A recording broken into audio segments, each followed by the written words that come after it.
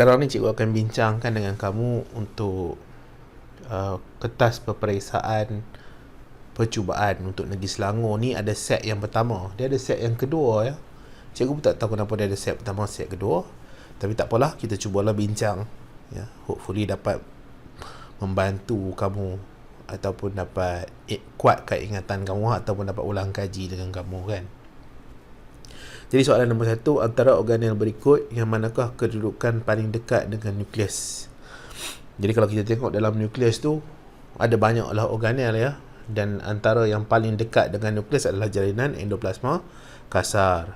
Jadi pastinya lah kamu nak kena ingat ni, jalinan endoplasma kasar ni apa fungsi dia, jalinan endoplasma licin apa fungsi dia, Golgi apparatus apa fungsi dia, kloroplas, mitokondria. Jadi apa beza antara sel haiwan dengan sel tumbuhan? Jadi hopefully kamu dah mahir lah tentang tu ya. Kalau cikgu nak ulang pun dah banyak kali dah. Sebelum ni dia ulang tentang perkara yang sama saja. Kemudian kita pergi pada soalan nombor 2. Antara organel di dalam sel tumbuhan yang berikut, yang manakah mempunyai sifat kuat dan tegar? Okay, sifat kuat dan tegar. Yang paling jelas sekali mesti dinding sel lah. Sebab itulah dinding sel ni dia akan mengekalkan bentuk sel, bukan plasma membran ya. Plasma membran ni dia seolah-olah mempunyai sifat bendalir atau cecair. Sebab itulah dia dikenali juga sebagai fluid mosaic model. Okey, bendalir fluid mosaic model.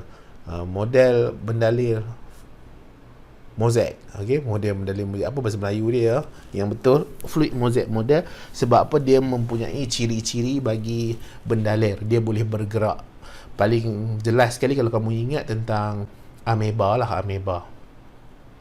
Kan dia boleh memanjangkan dia punya plasma membran, membentuk kaki palsu kan, iaitu pseudopodium. Dan ciri ni juga ada pada sel darah putih, terutama sekali bagi neutrofil dan monosit. Soalan nombor 3. Rajah 1 menunjukkan bunga dan daun bagi tumbuhan bunga raya. Jadi bunga raya ni flowering plant, tumbuhan yang berbunga. Dia ada juga tumbuhan yang tidak berbunga. Okey, tumbuhan yang tidak berbunga. Kemudian adalah tumbuhan pembahagian-pembahagian yang lain pula. Pembahagian melibatkan tidak berbiji, tumbuhan yang tidak mengalami penghasilan biji. Ada juga ya, tumbuhan-tumbuhan yang dia mempunyai ciri tumbuhan tetapi dia bukan seperti yang kita tengok pada pokok bunga raya lah, dia berbeza sikit. Paling jelas sekali mungkin kamu boleh tengok pada paku pakis. Jadi paku pakis ni dia dalam kumpulan yang berbeza dengan pokok bunga raya lah, sebab dia tidak menghasilkan bunga. Okey, jadi apa istilah yang menghuraikan aras organisasi bunga dan daun tumbuhan? Jadi daun dan bunga ni sebenarnya adalah kedua-duanya adalah organ. Ya, kedua-duanya adalah organ. Jadi sistem apa yang ada dalam tumbuhan? Kita ada sistem akar dan sistem pucuk lah. Ada root system, kita ada shoot system. Kemudian organ yang terlibat, kita ada daun, kita ada batang, kita ada akar, tu organ. Kemudian bila kita pergi dekat daun ni sendiri, kita potong dia, kita tengok kat dalam dia, dia akan ada tisu-tisu dia. Okey, ada tisu-tisu dia. Tisu ni maksudnya dia adalah sekumpulan sel-sel yang sama bersusun antara satu sama lain, dan dia akan menjalankan fungsi yang sama. Sebagai contoh, kita tengok palisade mesophyll tissue. Palisade mesophyll tissue ni dia mempunyai kepadatan kloroplas yang tinggi disebabkan oleh fotosintesis. Nampak tak palisade mesophyll? Palisade mesophyll dia ada banyak.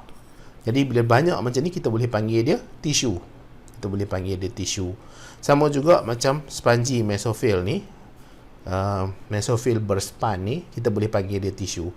Jadi kalau kita nak ceritakan tentang keseluruhan bahagian daun tu, itu adalah organ. Ya, itu adalah organ. Ya, jawapan dia adalah C lah. Soalan nombor 4. Pilih pernyataan salah tentang sel tumbuhan dan haiwan. Both have nucleus, betul lah. Kedua-duanya ada nucleus. Cuba besar sikit. both have protoplasm. Protoplasm ni dia merangkumi semua yang ada di dalam sel tu ya. Kalau cytoplasm saja, dia merangkumi ruang di antara nukleus dengan plasma membrane. Jadi betul lah ya, dia both contain protoplasm. Both are basically microscopic. Disebut tentang sel kan. Di sel ni kita nak mudah lihat, mestilah menggunakan mikroskop. Sebab apa? Sebab dia sangat kecil lah, sangat kecil. Jadi both are basically microscopic. Jadi ini salah lah B ni. Sebab apa? Sel haiwan tidak ada cell wall. Jadi ada perkataan ni yang tak ada dalam silibus kamu ni, iaitu yang melibatkan protoplasm. Jadi protoplasm ni semua yang ada di dalam sel, termasuklah nukleus. Okey, jadi kalau cytoplasm adalah ruang yang di mana tindak balas kimia berlaku di situ di antara nukleus dengan plasma membrane. Okey, di antara nukleus dan plasma membrane. Itu bezalah antara protoplasm dengan cytoplasm. Jadi hopefully kamu dapat bezakan. Seterusnya nombor 5, apakah fungsi kolesterol dalam membran plasma? Jadi kalau tengok dalam struktur membran plasma ni, ini nota cikgu dalam bahasa Inggeris lah ya. Video yang ini pun dah siap, kamu boleh tengok dan dengarkan dan cuba fahamkan lah. Hopefully kamu boleh faham. Cikgu pun tak tahulah cikgu mengajar bagus ke tak. Hopefully dia dapat kuatkan kefahaman kamu selepas kamu dah dengar lah apa yang cikgu kat sekolah kamu ajarkan. Kita ada kolesterol di situ. Jadi kolesterol ni dia akan menyebabkan phospholipid bilayer. Okey, dui lapisan fosfolipid tu menjadi lebih kuat, menjadi fleksibel, menjadi lebih permeable to water soluble, less permeable to water. Maksudnya dia tidak terlap kepada bahan-bahan yang larut dalam air. Bahan yang larut dalam air ni contohnya apa? Garam, gula. Jadi bahan-bahan yang larut dalam air.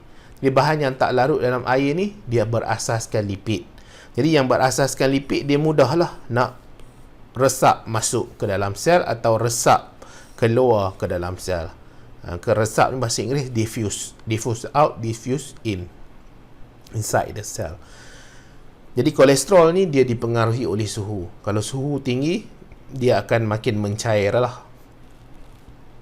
Jadi plasma membrane ni dia lagi ke arah fluidity. Kalau dia sejuk, dia more on solid. Dia lebih kepada keadaan ataupun ciri-ciri pepejal. Jadi kolesterol dia dipengaruhi oleh suhu. Jadi nampak tak? To help cell recognize each other ni adalah untuk glycolipid dan glycoprotein. Ada dalam nota ni lah ya. Cikgu tak nak pergi lagi spesifik. Nanti video ni ambil masa lama sangat, kamu marah pula kat cikgu kan. Apa benda lah, cikgu ni melalut panjang-panjang kan. Untuk membantu dan mengawal pergerakan ion larut air. Bukan jugalah. Okey, untuk membantu dan mengawal ni selalunya kita pergi kepada channel protein atau pore protein. Jadi boleh. Sebab apa? Sebab dia memang akan kawal lah ya yang larut air ni. Kemudian bertindak sebagai pembawa membran untuk gerakkan bahan merentas membran plasma dengan pengangkutan hati. Bukan jugalah. Yang ni bukan carrier protein. Yang ni dicerita tentang carrier protein. Jadi jawapan yang paling tepat sekali untuk menstabilkan kebendaliran membran plasma. Kebendaliran tu maksudnya dia mempunyai cecair, mempunyai sifat-sifat seperti cecair dan sifat-sifat seperti pepejal. Okey, jadi dia dipengaruhi oleh keadaan kolesterol yang berada di antara echo dan echo di dui lapisan fosfolipid. Yang berada di dui lapisan fosfolipid. Soalan nombor 6. Proses-proses yang manakah terlibat dalam pergerakan air dan ion minerals ke dalam rambut akar? Jadi bila disebut tentang air mesti osmosis. Dia tak ada benda lain lah. Untuk level kamu, air adalah osmosis. Untuk level kamu. Nanti bila kamu sambung belajar, nanti mungkin kamu dengar air juga diangkut menggunakan resapan berbantu. Okey, resapan berbantu. So tak apalah, tak payahlah fikir tentang tu ya. Kamu fokuskan apa yang ada dalam buku teks kamu ni saja. Kalau dalam bidang biologi ni terlampau banyak ya, terlampau banyak sangat. Cikgu pun bukan tahu semua. Banyak benda yang cikgu pun tak tahu, ataupun cikgu dah tak ingat dah, lama tinggal. Ya, dulu belajar waktu degree dulu 10-15 tahun lepas, manalah nak ingat sangat ya. Jadi kemungkinan ada pertambahan kepada ilmu tu pun kemungkinan tak terbaca. Jadi kita fokus kepada buku teks ni sahaja, ruang lingkup pengetahuan yang sepatutnya kamu kena fahamkan. Sama jugalah subjek-subjek lain. Kalau kamu tahu lebih, baguslah. Tapi kalau tak tahu lebih pun tak apa, tak ada masalah ya. Jadi osmosis. Kemudian untuk yang mineral ion ni, kebanyakan dia adalah active transport. Active transport. Contoh yang paling mudah sekali mineral ion ni adalah sodium, potasium. Sodium, potasium. Sodium tu apa? Natrium. Potasium, kalium. Dua-dua charge positif kan? Charge positif. Jadi ini yang melibatkan jenis-jenis larutan yang kamu belajar pada bab yang ketiga tingkatan 4. Ada yang melibatkan larutan hypertonik, hypotonik, isotonik. Jadi cikgu tak nak ulang lah dalam benda ni ya, banyak sangat. Tapi ada benda yang kamu nak kena tahu tentang flasid, tentang terjid, tentang plasmolisis, tentang crenation, tentang hemolisis. Jadi ini antara benda-benda yang boleh dikatakan terkenal jugalah nak ditanya untuk soalan objektif. Seterusnya kita pergi kepada soalan nombor 7. Antara berikut yang manakah menunjukkan keputusan eksperimen selepas 3 jam? Jadi sekarang ni kita kena tentukan keupayaan air. Air banyak di mana? Jadi keupayaan air, water potential. Jadi keupayaan air ni selalunya dia akan tinggi dekat kawasan hypotonik. Ni cikgu guna bahasa Inggeris ya. Keupayaan air tu bahasa Melayu, cikgu tulis bahasa Inggeris. Ada yang minta guna bahasa Melayu lah, bahasa Inggeris lah. Jadi cikgu campur-campur lah. Jadi dua-dua boleh fahamkan. Okey. Dia akan rendah dekat kawasan hypertonik. Keupayaan air bukan hypertonik ni rendah. Kamu jangan faham kod lain pula. Okey. Ni nak bagi mudah faham lah. Jadi air akan bergerak daripada kawasan mana ke mana. Air akan bergerak daripada kawasan hypotonik akan bergerak ke kawasan hypertonik. Yang kita belajar waktu tingkatan 4 tu, itu merujuk kepada larutan. Larutan tu apa? Adalah hasil campuran solut dengan solvent. Hasil campuran solut dan solvent. Solut tu apa? Bahan terlarut atau zat terlarut. Solvent apa? Solvent pelarut. Kalau kita nak cerita tentang universal solvent tu, air lah, water. Jadi sekarang ni osmosis akan bergerak. Ini dia larutan garam pekat. Ni separa telap, kemudian air di dalam. Jadi air akan bergerak daripada dalam ke luar. Sebab kat dalam ni dia tinggi water potential. Water potential dia tinggi. Dekat luar ni water potential dia rendah. Jadi air akan bergerak ke luar. Jadi bila bergerak ke luar, kemungkinan yang ini akan kempis ataupun dia akan jatuh. Level dia akan jatuh ke level yang kedua. Okey, dia akan jatuh ke level yang kedua.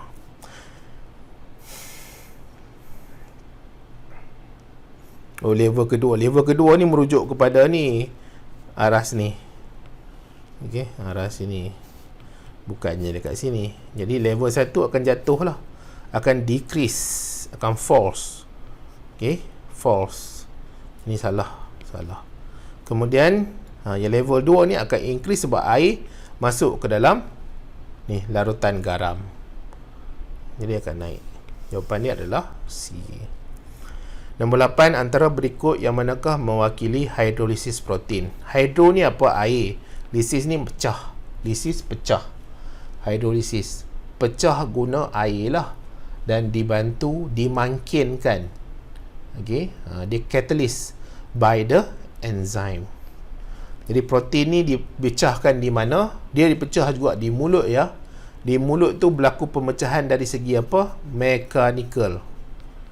Mechanical ni maksudnya ada guna tenaga, ada guna force, ada guna daya. terutama sekali yang dihasilkan oleh gigi. Gigi itu akan pecahkan molekul protein tu kepada molekul-molekul yang lebih kecil. Kemudian dia akan dicampur dengan air. Air liur lah. Kemudian akan ada proses penelanan di dalam bentuk bolus. Dia akan ada swallowing, akan masuk ke faring. Daripada faring dia akan bergerak ke esophagus. Dan dia akan dihalang masuk ke saluran pernafasan dengan penutupan epiglottis. Epiglottis akan tutup. Cikgu bila cakap-cakap ni, cikgu harap kamu boleh bayangkan lah ya struktur tu, sebab cikgu dah terang tentang benda ni dalam video cikgu. Cikgu pun harap bila kamu dah buat ulang kaji ni, pastinya kamu dah habis lah kamu punya silibus yang melibatkan ulangan tu, ulang kaji tu, yang melibatkan semua bab lah ya. Jadi kita ada hydrolysis protein, yang manakah mewakili hydrolysis protein. Jadi protein ni, kalau pecahkan protein ni jadi polypeptide lah. Okey, polypeptide. Jadi polypeptide ni akan dipecahkan lagi. Okey, akan dipecahkan lagi di mana? Di duodenum. Okey, dia akan dipecahkan di duodenum. Okey, di duodenum tu ada penghasilan enzim oleh pankreas yang dipanggil sebagai trypsin. Trypsin tu akan pecahkan polypeptide kepada dipeptide lah. Cikgu tak nak pergilah pula kepada small intestine ya. Itu kamu kena ingat sendirilah. Cikgu nak pergi ulang satu-satu dekat kamu. Sebab itulah kadang-kadang bila kamu ingat, kamu tulislah kat bawah ni. Contohnya tulis tadi apa? Trypsin kan. Ni cikgu guna bahasa Inggeris ya. Tuliskan apa yang berlaku di situ. Okey. Ini confirm salah lah ni. Hydrolysis bukan dia akan menjadikan molekul tu lebih besar ya. Hydrolysis dia akan menjadikan molekul tu lebih kecil. Kalau menjadikan molekul lebih besar, dia mesti condensation. Condensation, air bukan dekat sini. Air kat sini lah. Air kat sini. Sebab air dia kat belakang. Kalau yang ini, dia air dekat depan. Sebab dia gunakan air untuk proses pemecahan. Jadi jawapan yang paling tepat sekali adalah ini. Ini salah lah ya. Ini salah. Sebab apa? Sebab dia guna air. Bukan dia bebaskan air. Proses itu bukan bebaskan air. Kemudian soalan nombor 9. Rajah 3 menunjukkan organel PQR yang terlibat dalam sintesis dan rembesan enzim luar sel. Proses ini bermula di DNA. Jadi kalau yang ini pun sama juga. Cikgu dah buat terang tentang benda ni. Cikgu tak pastilah bab kelima ke bab keberapa tau. Okey. Jadi ada melibatkan intracellular enzim dengan extracellular enzim. Intracellular enzim tu, sel tu hasilkan enzim tu, kemudian dia buat apa? Dia akan guna sendiri enzim tu. Enzim digunakan oleh sel ya. Dia ada hydrolytic enzim. Contohnya lysozyme. Lysozyme tu adalah enzim lah. Enzim yang boleh memecahkan bahan-bahan yang tidak diperlukan oleh sel. Jadi dia guna sendiri untuk diri dia. Kalau extracellular enzim ni, dia akan dikeluarkan daripada sel untuk digunakan oleh sel-sel yang lain. Untuk digunakan untuk proses-proses yang berlaku di tempat lain. Contohnya macam dinding perut tu. Dinding perut tu dia ada parietal cell, dia ada chief cell, dia ada mucous cell. Kalau contohnya macam chief cell tu akan hasilkan apa? Pepsinogen kan. Jadi nampak tak? Dia keluarkan, dia masuk ke dalam perut untuk membentuk gastric juice. Jadi production. Jadi dia bermula di mana? Dia mestilah bermula di DNA. Akan berlaku penukaran DNA kepada RNA. Dia bukan tukar. Dia hasilkan RNA tu. Jadi RNA tu akan bawa maklumat yang berasal daripada DNA. Dia akan pergi ke ni, iaitu jalinan endoplasma kasar. Jalinan endoplasma kasar terutama di ribosom. Kemudian ribosom tu akan berlaku sesuatu, kalau tak salah cikgu, translation. Dia akan hasilkan enzim-enzim, protein-protein tertentu berdasarkan maklumat daripada DNA. Jadi kemudian dia akan bergeraklah, akan dibawa sehingga dia sampai ke hujung jalinan endoplasma kasar tu. Dia akan budding, dia macam apa, macam bentuk bulat keluar daripada jalinan endoplasma kasar tu, membentuk secretory vesicle ke transport vesicle. Dia membentuk transport vesicle. Kemudian dia akan pergi ke mana? Jasad Golgi apparatus. Jadi Golgi apparatus akan terima, akan ubah suai, akan repackaging. Okey, akan terima, ubah suai, repackaging protein yang diterima daripada jalinan endoplasma kasar, rough endoplasmic reticulum. Kemudian dia akan dikeluarkan semula dalam bentuk secretory vesicle. Secretory vesicle yang terbentuk daripada hujung jasad Golgi. Kemudian secretory vesicle tu akan keluar tu kat dalam cikgu dipanggil proses exocytosis. Jadi RQP itu yang berlaku. Kemudian soalan nombor 10, Raja Empat menunjukkan satu eksperimen yang dijalankan untuk mengkaji kesan amylase Leo ke kanji. Jadi amylase Leo ni dia berada di mana? Berada di dalam mulut lah. Jadi dia ada kelenjar air Leo. Ada 3 kelenjar air Leo ni di kawasan berhampiran dengan mulut. Cikgu ingat nama dia tu sebab apa? Sebelum ni KBSM ada belajar, iaitu sublingual gland, submandibular gland dengan parotid gland yang akan hasilkan air Leo lah. Air Leo ni dia ada banyak komponen-komponen dia, bahan kimia yang ada dalam air Leo tu. Ada yang utama air lah, nama pun air Leo kan, ada water. Kemudian ada lysozyme, ada mucus, ada amylase. Okey, dia ada enzim amylase. Jadi enzim amylase ni akan pecahkan starch kepada maltose. Okey, dia akan pecahkan starch kepada maltose. At what temperature T type of reducing is detected most quickly after 1 minute. Jadi apa benda yang reducing sugar ni? Okey. Reducing sugar ni semua gula-gula yang lain kecuali sucrose. Okey, kecuali sucrose. Jadi reducing sugar ni semua gula-gula lah, terutama sekali yang monosaccharide itu semua adalah reducing sugar. Tetapi satu saja yang kamu kena ingat, yang dia bukan reducing sugar, gula penurun, iaitu sucrose. Itu satu tu yang pelik lah sikit ya. Jadi gula penurun tu apa? Gula penurun ni dia ada reducing power. Ini kimia sikit lah. Jadi kemungkinan cikgu tak bagus sangat menerangkan kepada kamu tu, disebabkan yang ini dia lebih kepada proses kimia yang berlaku. Proses kimia yang berlaku yang melibatkan adanya hidrogen, adanya elektron tu lah ya.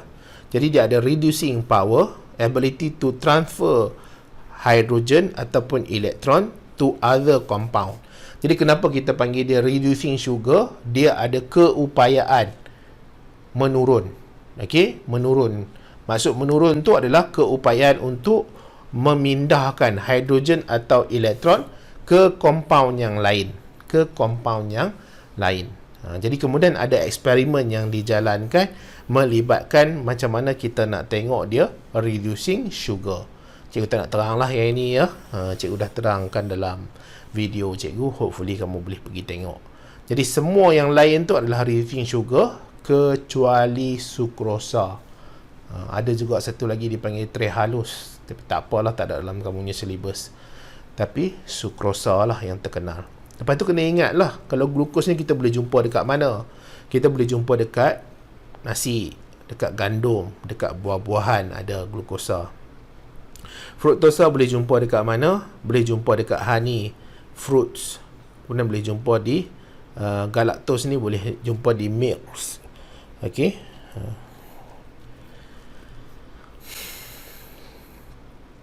Jadi apa ni bagi tahu ni? Tisnya paling cepat dikesan dalam 1 minit. Okey, ini 36 darjah Celsius lah, 35 darjah Celsius. Sebab apa? Suhu badan. Jadi bagusnya dia bertindak balas pada suhu badan. Tetapi bagi tumbuhan dia punya enzim dia tak semestinya pada suhu badan manusia ya. Untuk tumbuhan ni dia ada berbeza-beza sedikit lah. Tapi yang tak salah cikgu, dia bagus bertindak balas pada 33 darjah Celsius hingga 40 darjah Celsius. Okey, selepas tu dia akan denatured. Ada juga enzim yang dia bagus bertindak balas pada suhu 50 darjah Celsius. Untuk tumbuhan 50 darjah Celsius. Terutama sekali bagi enzim yang dipanggil sebagai bromelain. Yang ni yang ada daripada pineapple lah. Pineapple. Jadi yang ni digunakan dalam food industry. Okay, food industry. Okay, tak apa. Jadi kita cerita tentang apa yang biasanya pada manusia ni 36 lah ya. 36 darjah Celsius. Seterusnya kita ada nombor 11. Rajah 5 menunjukkan satu eksperimen yang dijalankan oleh seorang murid untuk mengkaji tindakan enzim ke atas satu sampel makanan berkarbohidrat. Okey.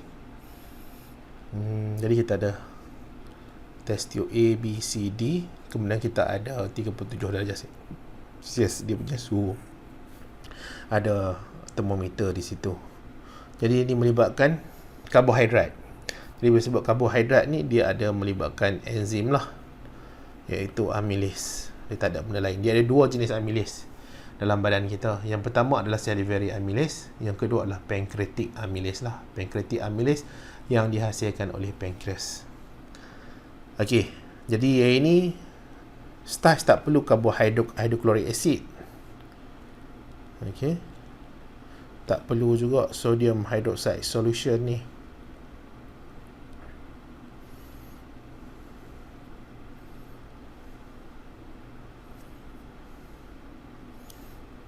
Cikgu pun tak apa nak ni pastilah. Tapi cikgu rasa jawapan dia adalah C lah. Ya. Dia nak apa ni? Menunjukkan satu eksperimen dijalankan seorang murid untuk mengkaji tindakan enzim ke atas satu sampel. Kandungan mereka yang memerlukan masa terpendek untuk aktiviti enzim. Kandungan terpendek untuk aktiviti enzim. Kalau pepsin untuk protein. Okey, pepsin untuk protein. Okay. Kemudian hydrochloric acid ni selalunya dia melibatkan kawasan perut. Kawasan perut dia terlibat dalam gastric juice. Sodium hydroxide pun cikgu tak apa nak pasti sangat. Jadi apa dia punya kegunaan dia. Lepas tu untuk enzim amylase ni dia bertindak balas paling bagus sekali pada pH 7. Okay, dia bertindak balas bagus sekali pada pH 7. Jadi pun tak pastilah kenapa dia letak sodium hydroxide solution ni. Ya. Jadi ini bolehlah bincang dengan cikgu kamu ya. Cikgu kalau tak pasti cikgu bagi tahulah cikgu tak tahu. Ya. Sebab apa? Sebab sebelum buat soalan ni, cikgu selalunya bubuh jawapan siap-siap. Lepas tu mana yang ada kaitan tu cikgu copy paste lah masuk ke dalam tu. Mungkin cikgu nak gunakan untuk terang kepada kamu. Tapi cikgu tak baca dululah. Cikgu pergi terus je terang kepada kamu ni. Jadi ada soalan-soalan tu kemungkinan cikgu tak tahu. Jadi tak sempat lah cikgu nak buat kajian terlebih dahulu atau research terlebih dahulu ataupun nak Google terlebih dahulu. Jadi soalan 11 ni kemungkinan kamu boleh tanya kepada cikgu kamu atau tanya kepada kawan-kawan kamu yang lebih bagus ke. Atau mungkin boleh tanya mak ayah kamu. Mungkin mak ayah kamu orang bijak pandai dalam bab food technology kan. Okey, seterusnya soalan nombor 12. Kita ada G1, S, G2 dan M. Dalam rajah 6 menunjukkan fasa-fasa dalam gitar sel. Jadi kita ada G1, S, G2. Jadi cikgu pun tak nak ulang lah dekat G1 ni apa berlaku, S apa berlaku, G2 apa berlaku. Ni yang ada dalam bab yang melibatkan pembahagian sel ni adalah nota dia ni S, G2, kemudian kita ada M, phases ya. Ni mitosis ya. Okay. Dalam gitar sel ni mitosis lah. Kat G2 G2 ni dia akan ada pengumpulan gather energy. Dia akan ada pengumpulan tenaga. Tenaga ni selalunya dalam bentuk ATP ataupun ATP lah akan digunakan untuk proses anafis. Jadi anafis. Jadi anafis ni akan memerlukan tenaga untuk dia tarik dan pisahkan kromatik beradik itu pergi ke kutub yang bertentangan. Dia tarik pergi ke kutub yang bertentangan. Kalau mitosis ni M phases lah kan. Synthesis of organelle ni G1. Okey, synthesis of DNA ni S. Kemudian bilangan kromosom diploid bagi seekor lembu induk Brahman 128. Jika satu pasangan kromosom homolog tidak terpisah melalui meiosis 1, berapakah bilangan kromosom yang terdapat pada gamet? Jadi kita ada 128. 128 ni kalau kita bahagi 2, kita dapat 69. Jadi kalau salah satu daripada kromosom homolog tu tidak terpisah, dia sama ada tambah tolak 1. Dia tambah tolak 1. Jadi kalau dia tolak, dia 68 lah. Kalau dia tambah, dia jadi 70. Jadi gamet dia tu akan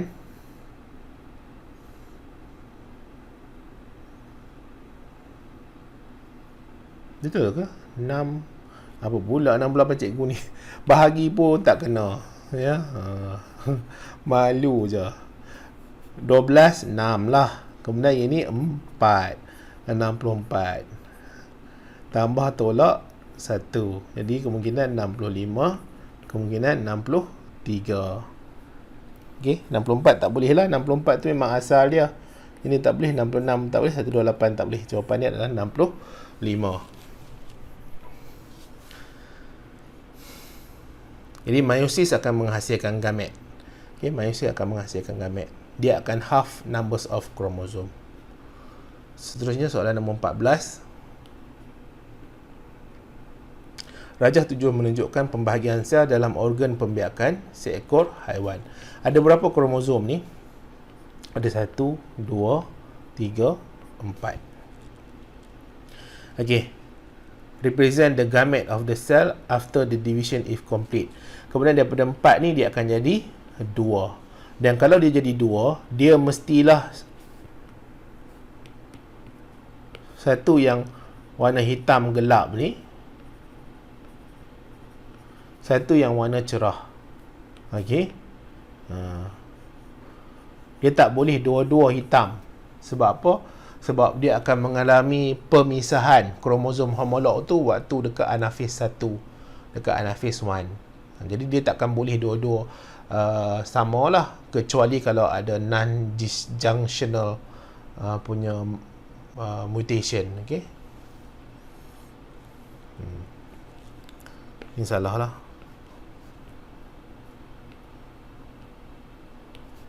Ini salah sebab ini 2, lepas tu dua-dua hitam, tak boleh. Ini salah, ini salah sebab ini 4 kromosom, ini 4 kromosom. Dia dalam keadaan cell division, gamete cell in the cell division complete. Cikgu pun sebenarnya tak setuju sangat dalam keadaan 2 macam ni. Sepatutnya lah kan, dia kena macam ni saja. Okey, macam tu saja. Sebab apa? Sebab dia dah mengalami pemisahan kromatik beradik tu pada anafis 2. Okey, dia dah mengalami pemisahan kromatik beradik pada anafis 2. Dia tak sepatutnya macam ni lah. Cikgu pun tak tahulah, dia kata ni. Dia kata cell division is complete. Okey, mungkin cell division yang complete tu melibatkan dia kata ni represent the gamete cell, gamete. Pun tak pastilah, mungkin kamu boleh tanya cikgu kamu. Tapi jawapan ni betul lah. Kalau nak compare yang lain tu terutama sekali mesti salah. Yang ni yang paling dekat sekali dengan jawapan. Dan sepatutnya dia bentuk macam ni. Okey, dia tak bentuk rama-rama tu sebab apa? Sebab dia dah mengalami pemisahan kromatik beradik itu dan dia ditarik di kutub yang bertentangan. Soalan nombor 15. Antara berikut yang manakah menjalankan pemakanan kemosintetik? Okey, kemosintetik. Kemo apa ni, bila sebut tentang kemo tu dia kimia. Jadi maksudnya dia menjalankan proses kimia yang akhirnya membolehkan dia mendapat makanan. Contohnya macam Rafflesia ni bukanlah sebab apa? Sebab dia absorb, dia serap makanan daripada akar pokok yang masih hidup. Okey, dia parasitism. Parasit. Besarkan sikit. Kemudian yang pitcher plant ni, periuk kera ni, yang selalu orang buat lemang tu kan, dikatakan ada apa, ada kelawar datang main kencing dalam, tak tahulah cikgu ya, kemungkinan lah. Jadi yang ini pula digunakan untuk, dia akan dapat makanan daripada pokok dia lah, daripada tumbuhan. Kemudian ada juga kadang-kadang terperangkapnya serangga-serangga di dalam tu yang boleh ditukar kepada bahan nutrien. Kemudian kita ada tapeworm, ni pun parasit juga. Okey. Kemudian kita ada bakteria pengoksida sulfur. Jadi ini yang nampak macam paling dekat sekali lah dengan proses-proses kimia untuk mendapatkan dia punya makanan, untuk dia hasilkanlah nutrien dia sendiri. Seterusnya soalan nombor 16. Rajah 8 menunjukkan sistem pencernaan manusia. Jadi sepatutnya lah kamu labelkan lah ya. Ni struktur ni apa dia, struktur ni apa dia, struktur ni apa dia kan. D, E, F, G, H, dan apa benda yang berlaku. Jadi kalau kita nak tahu, dia ada melibatkan digestion. Ada dua kan, pencernaan ada dua, ada mechanical dengan chemical. Kemudian ada melibatkan absorption, ada melibatkan assimilation, ada melibatkan defecation. Okey. Ini dalam sistem pencernaan. Jadi dia nak apa ni? Proses deamination. Jadi proses deamination ni dia berlaku di hati. Di hati. Okey. Jadi banyaklah benda-benda yang berlaku di hati itu. Terutama sekali dia nak pecahkan amino acid. Jadi amino acid dipecahkan jadi urea ataupun amonia ni untuk dibuang menjadi urin, dibuang daripada badan lah, sebab dia tak boleh disimpan kalau ada berlebihan. Nombor 17. Rajah 9 menunjukkan sebahagian daripada sistem pencernaan dan sistem endokrin. Ini pankreas kan. Pankreas ni dia ada penghasilan enzim, ada juga penghasilan hormon. Okey. Jadi enzim ada 3, lipase, amilase, trypsin. Hormon ada glukagon dan insulin. Jadi pankreas ni satu organ yang penting lah untuk badan. Okay, dibentuk macam daun tu. Kemudian dia akan hantar semua tu masuk ke dalam duodenum. Duodenum ni adalah usus kecil ya, small intestine. Dia bahagian yang pertama. Okey, duodenum. Kemudian selepas tu ada jejunum. Yang ketiga, bahagian ketiga adalah ileum. Jadi absorption akan berlaku di ileum dengan adanya villus. Di jejunum pun ada berlaku juga absorption. Di duodenum pun ada absorption. Di stomach pun, tak salah cikgu pernah belajar dulu, ada absorption. Tetapi kita tak cerita semua tu sebab dalam kamu punya syllabus ni banyak dia cerita absorption ni berlaku di ileum. Okay? Jadi kita ikut je lah buku teks kamu tu, jangan risau sangat lah. Kamu bukan nak study biologi saja ya. Kamu ada fizik, kimia, matematik tambahan, matematik, sejarah, pendidikan agama Islam, okay, pendidikan moral. Jadi ada banyak benda yang kamu nak kena. Jadi kecilkan ruang lingkup apa benda yang kamu nak belajar. Sebabnya kalau ada student tanya cikgu tentang vaksin apa semua tu kan, cikgu pun tak tahu ya. Kan ada banyak-banyak jenis vaksin. Ada Pfizer lah, dia ada Sinovac, AstraZeneca. Lepas tu ada jenis-jenis vaksin pula. Ada vaksin yang asas mRNA, ada vaksin yang asasnya daripada virus tu sendiri, yang dihasilkan secara tradisionalnya. Okay? Jadi kalau nak cerita lebih-lebih pun, cikgu sendiri pun tak ambil tahu sangat lah ya. Kenapa kita nak ambil tahu? Kita kena kena baca, buat banyak bacaan, kena baca dia punya scientific article, scientific journal, baca tentang newspaper. Jadi dia akan take too much time, dia akan ambil masa yang agak banyak, dan cikgu pun tak nak lah buang masa, ada banyak benda lagi cikgu nak kena buat ni ya. Kamu pun kadang-kadang request macam-macam, so cikgu ajar kan, penat lah. Ni tak masuk lagi kertas 2, kertas apa ni, 2 pula ada 2 bahagian, ada bahagian A dengan bahagian B. Bahagian B tu teruk sikit lah, soalan essay tu. Okay, sambung lah tu, nak mengarut dah cikgu tu. Okey, apakah berlaku sekiranya K gagal berfungsi? Jadi bila K gagal berfungsi, enzim ada yang tak dapat dihasilkan, hormon ada yang tak dapat nak dihasilkan. Jadi hormon yang antara yang penting ni insulin dan glukagon. Ramai rakyat Malaysia yang mempunyai masalah tentang yang melibatkan pankreas ni. Terutama sekali melibatkan insulin lah ya, yang kena kencing manis. Jadi hypoglycemia ni apa? Dia high blood glucose. Dia mempunyai tinggi kandungan gula. Tidak berlaku. Okey, dia kata tidak berlaku. Tidak berlaku tu maksudnya apa? Maksudnya dia dalam keadaan biasalah. Maksudnya gula tu tak banyak. Kalau hyperglycemia ni dia banyak gula. Bila banyak gula tu maksudnya ada sesuatu yang berlaku pada hormon dia tu. Okey. Jadi betul lah ya. Kalau bukan betul, maksudnya kalau K ni berfungsi, jadi hyperglycemia takkan boleh berlaku sebab dia hasilkan insulin. Okey. Kemudian there is no alkaline medium in the duodenum. Ini bukan tugas pankreas untuk alkaline medium. Tugas pankreas adalah untuk menghasilkan sama ada enzim atau hormon. Tugas pankreas yang menyebabkan alkali medium. Dia sebenarnya tak adalah alkali sangat medium tu. Tapi kalau dia nak menyebabkan alkali medium tu adalah disebabkan oleh liver, hati dia akan hasilkan bile. Bile tu hempedu lah. Hempedu tu akan dimasukkan di duodenum. Kenapa dia dimasukkan di duodenum? Untuk dia membaurkan lemak ataupun emulsify the fat atau lipid. Satu, dia akan neutralize balik acidity of the chyme. Chyme tu akan dineutralizekan sebab dia acid, berasal daripada perut yang adanya hydrochloric acid.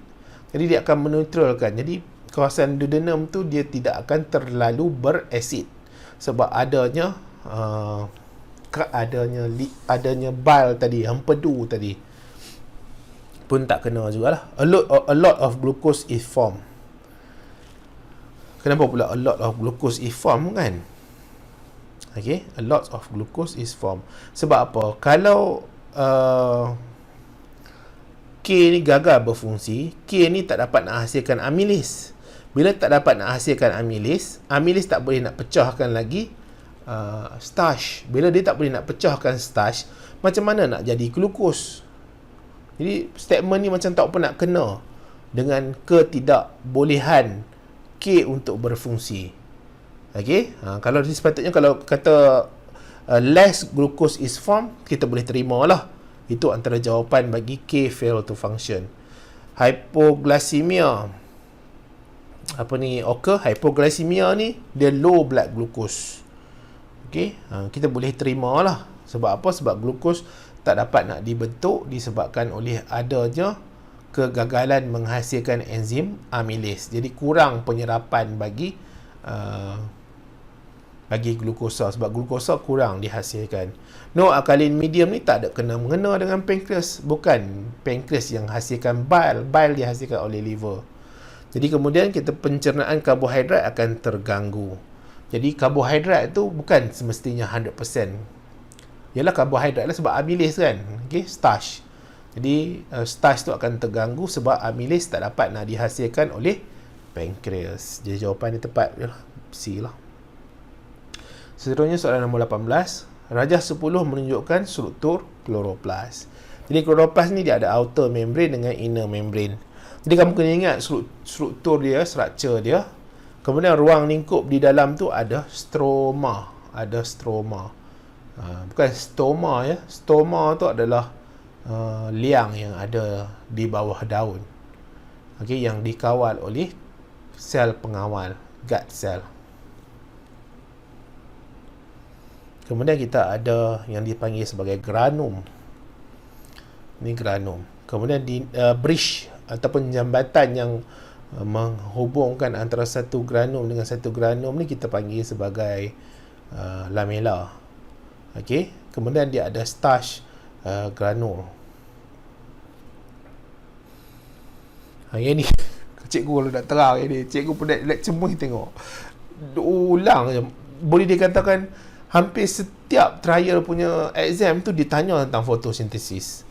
Okey, cikgu dah buat banyak negeri ni, cikgu tengok boleh dikatakan hampir kesemuanya dia buat tentang fotosintesis. Ada soalan tentang fotosintesis.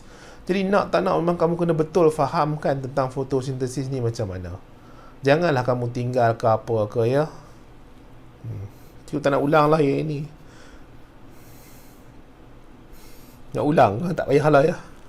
Q ni apa? Q ni stroma. Stroma ni apa berlaku di situ? Tindak balas gelap ataupun kita panggil sebagai light independent reaction. Tindak balas tidak bersandarkan cahaya, tidak bersandarkan cahaya. Jadi dia tak memerlukan cahaya. Jadi dia kena berlaku di dalam stroma. Okey, dia boleh berlaku waktu bila? Dia boleh berlaku waktu siang, boleh waktu malam, boleh ikut dia lah dia nak berlaku waktu bila. Sebab apa? Sebab dia tak guna cahaya. Dia tak guna cahaya. Tetapi waktu mana yang dia banyak proses tu berlaku? Waktu siang dia banyak berlaku. Sebab waktu siang ni ada berlaku tindak balas cahaya yang akan membekalkan NADPH dengan ATP. Jadi, bila waktu siang banyak membekalkan ATP dengan NADPH, tindak balas gelap ni pun sebenarnya banyak berlaku waktu siang juga. Jadi, jangan gunakan ATP, gunakan NADPH untuk ikat karbon dioksida. Jadi, karbon dioksida tu akan diikat, dia membentuklah gula ringkas. Okey? H2O. Ikutlah jenis, sama ada glukosa ke, fruktosa ke, sukrosa ke, apa yang dia hasilkan. Jadi karbon dioksida, ada hidrogen tu. Hidrogen ni asal daripada mana ni? NADPH. Okey, sebenarnya kita tak panggil tindak balas gelap bila kamu sambung, kita panggil Calvin cycle. Okey, hidrogen dia akan membentuk glukos, water. Jawapannya adalah C lah. Seterusnya soalan 19. Rajah 11 menunjukkan susunan radas untuk menentukan nilai tenaga sebiji kacang tanah. Jadi eksperimen kacang tanah ni antara eksperimen yang sepatutnya lah kamu buat dekat sekolah ya. Kamu nak buat kat rumah macam mana nak cari termometer? Susah jugalah kan. Jadi sepatutnya buat dekat rumah. Buat kat rumah pula buat kat sekolah. Nak pukul 12 ni cikgu pun dah mata mengantuk ni sebenarnya. Tapi tak apalah, nak habiskan juga ni untuk Selangor ni supaya nanti kita boleh masuk ke kertas 2. Kertas 2. Jadi kita adalah bacaan ni. Jadi cikgu ada buat sedikit lah formula ni. Jadi mass of water ni ya. Jadi kalau dia 20 ml, 20 gram lah. Jadi gunalah macam tu ya. Atau soal tanya lah macam mana. Ini fizik lah ya. Penukaran unit apa ni, ml kepada gram pun semua ni cikgu tak nak lah ajar benda ni ya. Ini kan belajar untuk fizik. Fizik ni banyaklah unit conversion. 42 ni adalah specific heat capacity. Kemudian temperature increase. Jadi tolak sajalah. 64 tolak 30. Dapatlah 34. Jadi kita masuklah ni mass of food dalam gram. Jadi kita ada mass of water 20 darab dengan 4.2 darab dengan 34 bahagi dengan mass of food kita ada 0.45. Okey. Jadi cikgu terpaksa lah kena buka kalkulator ni. Cikgu tak nak congak lah. Congak ni salah. Kamu boleh bawa kalkulator kan masuk exam. Tak bawa kamu kira lah.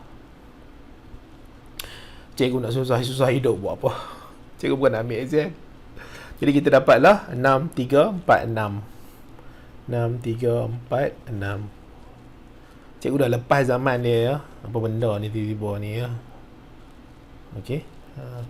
Jadi tak naklah memeningkan, menyusahkan kepala otak ni.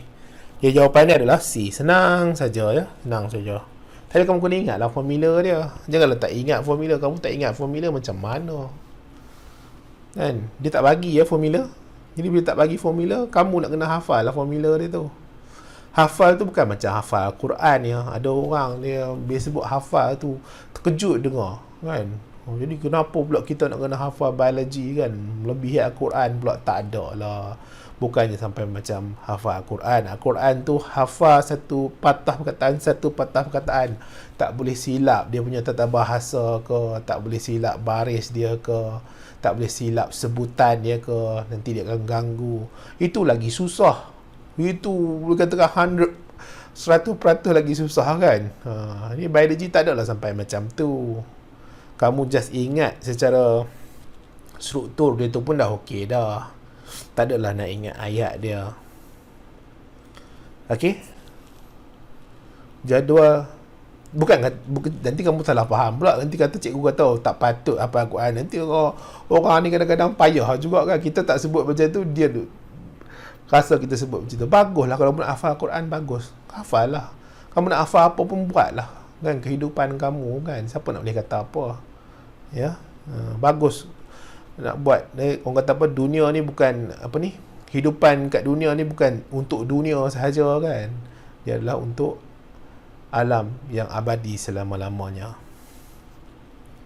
Jadual 3 menunjukkan kandungan nutrien untuk tenaga bagi 100 gram makanan tertentu. Jadi ni dia lebih kepada penyakit riket. Okay, penyakit riket.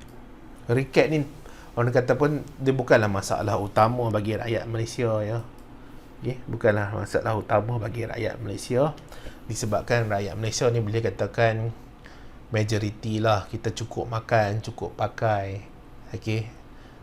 Kalau kamu cikgu jumpa kamu ni kata pakaian cantik, handsome, bergaya kan, alhamdulillah lah.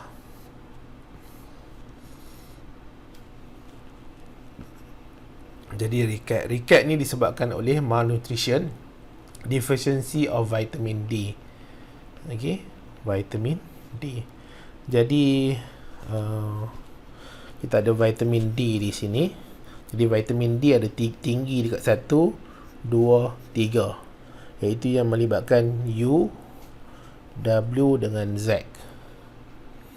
Jadi suffering penyakit seperti most suitable for those suffering with disease, U, W, Z. Okay. Jawapan ni kan senang je. Nombor 21. Rajah 13 menunjukkan rumput yang tenggelam di dalam air bertakung selama seminggu. Antara berikut yang manakah benar mengenai respirasi DP? Okay, respirasi DP. Jadi bila rumput ni selalunya tumbuhan darat lah. Jadi bila dia tumbuhan darat, jadi dia selalunya akan gunakan oksigen. Dia akan gunakan oksigen untuk aerobic respiration. Bila sebut aerobic respiration ni, dia akan gunakan oksigen untuk pecahkan glukosa menjadi ATP. Dan selain daripada ATP, dia akan hasilkan juga carbon dioxide. Tetapi bila dia hidup di dalam air, dia bukan tumbuhan akuatik yang membolehkan dia bernafas di dalam air. Tak, dia bukan tumbuhan akuatik yang mempunyai keupayaan untuk bernafas di dalam air. Jadi nak tak nak, dia terpaksalah menjalankan anaerobic respiration. Bukan anaerobic respiration, dia fermentation sebenarnya. Anaerobic respiration tu dia agak bermasalah sikit kalau kita nak cerita. Sebab apa? Sebab dia tak detailkan dalam kamu punya buku teks ni tentang anaerobic respiration. Tetapi apa yang cikgu baca, dia kata salah satunya di dalam fermentation tu adalah di dalam anaerobic itu sebenarnya salah satunya adalah fermentation. Cuma kebanyakannya orang dia tak ada dah duduk, dia tak kumpulkan fermentation dalam anaerobik. Kamu mesti pening kepala kan. Okey, tak apalah. Jadi bila sebut tentang fermentation tu, jadi dia akan ada penghasilan etanol, carbon dioxide, energy. Okey, fermentation bagi plant lah. Okey, kita ada dalam silibus kamu kita ada plant, paddy plant dengan yeast. Okey, jadi bila sebut tentang fermentation tu dia akan ada penghasilan etanol ni, iaitu yang melibatkan alkohol. Yang lain salah lah. Okey, yang lain salah sebab dia tumbuhan. Dia tumbuhan. Jadi kenapa pula ada oksigen? Bila ada oksigen, dia aerobic respiration. Aerobic respiration. Rumput kan? Rumput. Grass. Rumput ni tumbuhan darat ya. Terrestrial plant. Antara berikut struktur manakah yang meningkatkan kecekapan insang ikan sebagai organ pernafasan? Jawapan dia lamela. Jadi bila lamela ni pergerakan darah dia akan bergerak lah. Yang warna biru ni dia bawa darah yang tidak ada oksigen. Jadi darah tu akan bergerak, dia akan masuk ke lamela. Bergerak, dia akan masuk ke lamela. Jadi bila dia masuk ke lamela, air akan merentas bertentangan dengan lamela. Jadi nampak tak? Dia ada pergerakan yang bertentangan. Ini sebenarnya akan membantu meningkatkan lagi kecekapan pertukaran gas antara karbon dioksida dengan oksigen. Jadi jawapannya adalah lamela lah. 23. Antara berikut yang manakah benar bagi kedua-dua proses respirasi aerob dengan fotosintesis? Respirasi ini akan hasilkan tenaga. Dalam bentuk dia akan guna glukosa. Okey, dia akan pecah glukosa jadi ATP. ATP ni akan digunakan dalam proses fotosintesis. Jadi fotosintesis akan hasilkan apa? Akan hasilkan glukosa. Okey, akan hasilkan glukosa. Fotosintesis akan guna. Jadi glukosa kepada ATP ni proses apa? Proses respirasi atau respiration ataupun cellular respiration ya. Jadi apa ni? Maklumat. Reaction, hasil tindak balas. Aerobic respiration, carbon dioxide. Aerobic respiration kenapa hasil etanol? Mestilah tak hasilkan etanol. Ni bukan fermentation. Dia bukan fermentation. Jadi fotosintesis, glukos, oksigen, water. Okey, betul lah. Nak dengar macam betul kan? Glukos, oksigen, water. Jadi memang dia ada hasilkan air ya. Walaupun dia pecahkan air, tapi dia hasilkan air, jadi dia akan tolak balik apa yang dia guna. Information about, yang ini reactant, hasil tindak balas. Okey, produk dia lah. Kemudian substrate. Kalau aerobic respiration gunakan glukos, betul. Okey. Kemudian guna water dan carbon dioxide untuk fotosintesis. Betul juga sebenarnya. Ya, aerobic respiration akan gunakan glukos, kemudian fotosintesis akan gunakan air dan carbon dioksida. Kemudian kita tengok yang D pula, condition at which place take place in absence of light, tanpa kehadiran cahaya. Betul juga lah, maksud tanpa kehadiran cahaya tu maksudnya dia tidak memerlukan cahaya. Ada cahaya ke tak ada cahaya ke, dia tetap boleh berlaku lah. Okey, in presence of light. Okey, in presence dengan kehadiran cahaya ni betul lah. Yang manakah is true for both? Kejap ya, macam mana kita nak terang ni ya, keadaan di mana proses berlaku. Jadi yang ni pun sebenarnya bolehlah kita hujahkan. Sebenarnya dia tak memerlukan cahaya pun. Sepatutnya ditulis in absence of light, in the light present. Okay, in the presence of light. Kedua-dua ni dia boleh berlaku. Okay, jadi mungkin kita boleh tolak lah jawapan D ni. Jawapan A tadi kita dah tolak kan. Kalau tengok cell that carries the photosynthesis, Jadi all living cell, betul. Cell with chloroplast, betul. Jadi jawapan yang C ni confirm betul lah. Okay, B tadi kita tengok balik. Aerobic respiration, substrate yang digunakan, dia akan gunakan glukos, betul dah. Kemudian fotosintesis akan guna apa? Dia akan gunakan water. Memang ada dia guna water ya. Photolysis of water tadi. Photolysis of water. Dia akan pecahkan air tu jadi hidrogen dengan hydroxide. Hydroxide tu akan tukar jadi oksigen dengan hidrogen. Kemudian ada juga penghasilan elektron ya. Tapi yang paling tepat sekali cikgu rasa juga C lah. Cikgu rasa juga C. Tapi tak apalah. Kamu bolehlah bincang dengan cikgu kamu. Mungkin cikgu kamu ada lebih bagus penerangan kan tentang soalan 2023 ni. Mungkin dari segi nama substrate ni ke, yang kita tak consider air ni sebagai substrate. Dia bukan substrate. Dia hanyalah air biasa lah kan. Dia solvent. Dia bahan yang nak digunakan. Tak tahulah ya. Kamu boleh bincang lah dengan cikgu kamu macam mana. Cikgu nak bincang lebih lanjut pun cikgu tak apa nak pasti sangat. Tapi memang fotosintesis dia akan guna air, dia akan guna karbon dioksida. Okey? Dia akan guna kedua-dua ni. Dan aerobic respiration akan gunakan glukosa. Tetapi kalau nak comparekan antara B dengan C tu, kalau cikgu jawab exam nanti, cikgu rasa yang C ni paling tepat sekali lah. Okey? C paling tepat sekali. Jadi yang ini pun kamu bolehlah bincang dengan siapa-siapa kamu nak bincang. Mungkin dia ada lebih bagus penerangan berbanding dengan cikgu. Kefahaman dia lebih bagus berbanding dengan cikgu lah. Tak ada masalah je. Yang bukan cikgu yang penting dalam penerangan ni. Okey?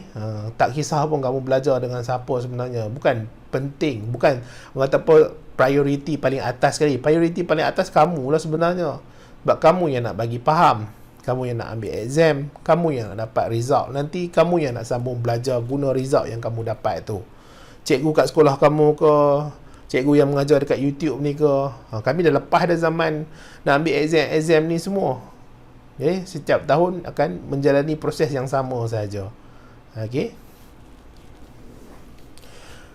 Nombor 24. Tanah bekas lombong boleh membentuk hutan prima. Antara berikut yang manakah urutan betul dalam pembentukan hutan prima tersebut? Jadi ini sebenarnya tak ada dalam silibus kamu. Ya, tak ada dalam silibus kamu. Tapi tak apalah. Okey, tak ada masalah. Tapi yang pertama sekali bila tengok dekat sini, dia mesti ada perintis. Perintis. Jadi yang ini salah lah. Perintis ni maksudnya apa? Dia pioneer. Dia yang paling awal-awal sekali datang. Okey, tak ada orang datang ke tempat tu, dia yang paling awal sekali. Dia yang mendiami tempat tu. Tak ada orang lebih awal pada dia lah. Kemudian datang satu golongan yang lebih kuat, yang lebih dominan.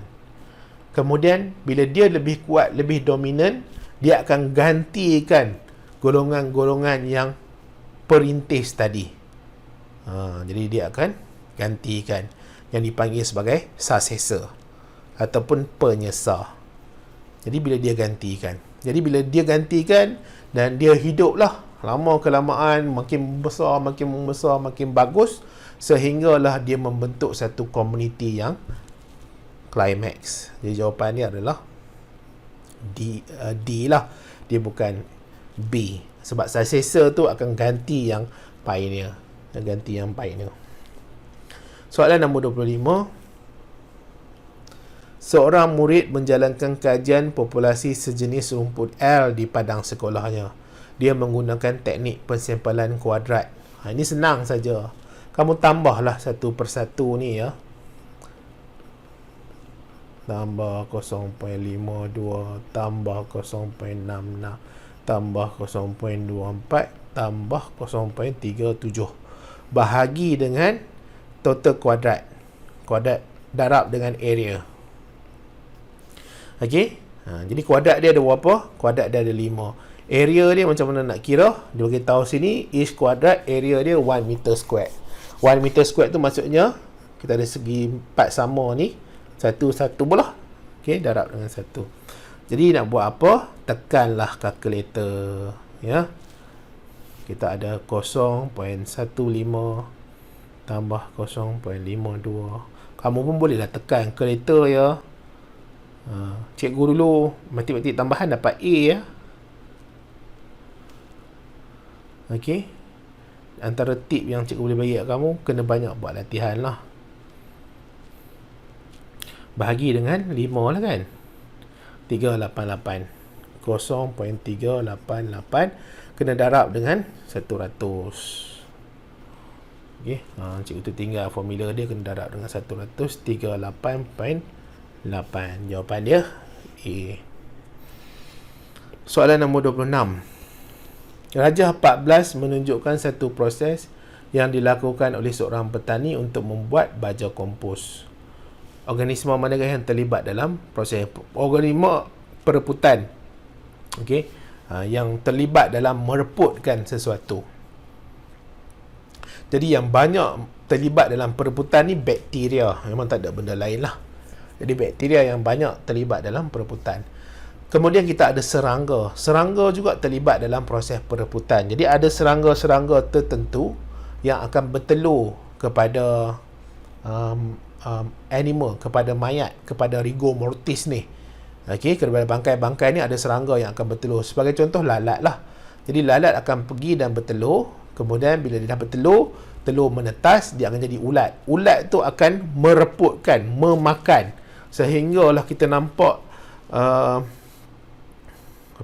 mayat tu nanti akan makin lama makin mengecil. Dia makin mengecil. Jadi yang paling utama sekali bakteria lah. Jadi dekat bakteria ni dia akan pecahkan protein, pecahkan amino acid yang nanti kita boleh bau seolah-olah macam metan, bau gas. Okey, yang ni kita panggil sebagai ammonification, proses ammonification. Kat manusia pun berlaku benda yang sama, ya, kalau tak ditanam. Kalau ditanam pun sama jugalah, sebab bakteria ni dia bukan berada dekat kawasan luar ni saja. Bakteria juga ada di dalam badan kita. Bakteria ada dekat dalam badan, terutama sekali dekat usus besar. Ada bakteria. Gas kentut tu kan, gas kentut tu. Jadi yang ada metan tu, yang boleh terbakar tu, volatile tu, dia asal daripada tindak balas bakteria pereputan lah, yang mereputkan makanan-makanan yang tak dicernakan sepanjang sistem pencernaan tu. Jadi dia akan disambung cerna oleh bakteria-bakteria tu yang ada dekat usus besar, ya. Kemudian soalan nombor 27. Kalau cikgu nampak je struktur macam ni, selalu ingat tentang eutrophication lah. Tapi tak tahulah yang ni sama ada eutrophication ke tak. Okey. Yang manakah akan mengurangkan enapan? Enapan ni yang bahagian bawah ni lah, sedimen ni. Jadi kalau kita nak kurangkan enapan, jadi mungkin boleh buang lah, ya, floating plant ni. Sebab floating plant ni bila dia mati, daun dia mati ke apa ke, dia akan gugur, dia akan menyebabkan enapan. Okey, ataupun mungkin ada daripada tepi-tepi ni ke yang jatuh, yang berlaku hakisan ke, menyebabkan berlakunya enapan. Tasik ni akan semakin cetek. Ini does not reduce sediment. Jadi yang manakah tidak akan, dah menggali kolam tersebut, kita gali lagi dalam kan. Dia sebenarnya bila gali lagi dalam, dia bukan kurangkan sedimen. Dia mendalamkan kolam tu. Okey? Apa maksud does not reduce sediment? Okey. Terbalik tadi. Nak reduce sedimen, kita gali kolam tu, kita buanglah sedimen tu, ya. Kita buang sedimen tu. Pening kadang-kadang kan. Soalan-soalan does not ni, dia melibatkan penakulan. Kamu belajar dalam matematik kan. Kalau ada dua negatif, dia jadi positif. Kalau no, dia jadi yes nanti. Kan ada belajar dalam matematik kan. Tu dia masalah sikit lah. Okey. Remove floating plant, cikgu dah cakap tadi. Remove submerged plant sama jugalah. Spray aquatic plant with herbicide. Ni confirm salah. Baca pun tahu. Dah kita pergi matikan aquatic plant tu dengan herbicide, dia dah mati, confirm dia jadi enapan. Soalan nombor 28. Langkah-langkah berikut dilaksanakan untuk mengurangkan kemusnahan alam sekitar. Jadi apa yang kita boleh buat untuk kurangkan alam sekitar? Berkongsi kenderaan. Bolehlah untuk kurangkan kemusnahan alam sekitar. Jadi bolehlah berkongsi alam sekitar kan berkongsi kenderaan. Jadi dia akan mengurangkan penghasilan gas karbon dioksida, iaitu gas karbon dioksida ni adalah greenhouse gases. Menanam semula pokok, mengurangkan penggunaan bahan api fosil, mengurangkan pembuangan sisa pepejar industri.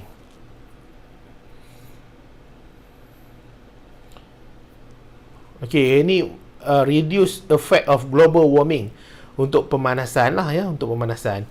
Jadi kalau kita sharing transport ni, kita akan kurangkan penghasilan karbon dioksida. Jadi kalau kita replanting balik tree ni, dia akan absorb lebih karbon dioksida. Kalau kita kurangkan penggunaan, dia akan karbon dioksida. Jadi leftover of industry ni sisa pepejar. Jadi sisa pepejar ni bukan melibatkan gas, dia tak melibatkan gas. Jadi yang melibatkan global warming ni selalunya melibatkan karbon dioksida, sebab dia adalah gas rumah hijau. Dia boleh memerangkap haba di atmosfera. Jadi bila dia merangkap haba di atmosfera, dia boleh meningkatkan suhu bumi. Jadi dia ada melibatkan 1, 2, 3 lah, yang paling tepat sekali. Seterusnya soalan nombor 29. Antara keterangan berikut yang manakah benar tentang sel-sel darah? Jadi bila sebut tentang sel-sel darah tu, kita ada beberapa pembahagiannya. Kita ada sel darah merah, kita ada platelet, kita ada sel darah putih lah, white blood cell kan. Iaitu kita ada eritrosit, leukosit, eritrosit, leukosit dengan trombosit ataupun platelet. Eritrosit manakah benar? Eritrosit bikonkave dia memang betul bikonkave ya. To enable change of shape while passing through dia tak adalah mengalami perubahan bentuk. Dia fleksibel. Jadi bila dia fleksibel tu, dia dapat squeeze into the most narrowest ataupun laluan yang paling sempit sekali di dalam kapilari darah. Tapi dia tak berubah bentuk. Kita tengok monosit juga. Monosit ni, dia produce antibody, salah lah. Dia bukan hasilkan antibody. Monosit ni dia akan jalankan fagositosis. Sepatutnya kamu tulislah ya. Kadang-kadang bila tengok cikgu tak tulis, pelajar-pelajar pun lagilah tak tulis. Kalau cikgu malas, lagilah pelajar-pelajar malas. Tapi itu satu benda yang tak kena ya. Kamu kalau tengok orang lain malas, kamu tak sepatutnya malas lah. Sebab kejayaan tu adalah berdasarkan usaha kamu sendiri, bukan usaha orang lain. Yang nak paksa diri kamu nak kena buat sesuatu, semua atas diri kamu lah. Kamu nak apa dalam hidup kamu ni kan? Kamu nak berjaya ke, kamu tak nak berjaya ke, semua atas diri kamu. Kamu yang nak kena usahakan sesuatu lah. Cikgu kamu, tahun ni kamu habis belajar, tahun depan dia ada pelajar-pelajar baru pula. 2 tahun akan datang, ada pelajar-pelajar baru juga. Ya, jadi sepanjang hidup dia tu, akan bersilih ganti pelajar-pelajar yang datang dan pergi. Yang kamu tu kejayaan, kamu nak ambil SPM mungkin sekali sahaja seumur hidup kamu. Yang kamu nak tentukan sama ada kamu nak buat betul-betul ataupun kamu nak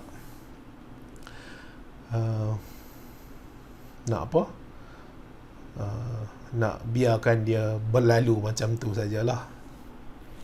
Cikgu duduk merapu dah ni. Nak pukul 1 dah ni. Nak mengantuk dah. Tapi nak habiskan juga yang ni. Neutrophil without granule. Neutrophil dia ada granul ya. Yang granulocyte ni, dalam sel darah putih, granulocyte ada 3. Iaitu neutrophil, basophil, eosinophil. Dia ada granul pada sitoplasma dia. Untuk agranulocyte ada melibatkan monocyte dengan limfocyte. Jadi ni pun salah lah. Jadi kalau yang B ni without nucleus. Jadi platelet memang tiada nucleus. Dia terlibat dalam blood clotting, dalam pembekuan darah. Soalan 30. Rajah 16 menunjukkan sejenis sistem peredaran darah. Kita tengok pun tahu ini melibatkan ikan. Okey. Dia single close complete circulatory system ya. Dia close. Kalau macam open ni, dia serangga open.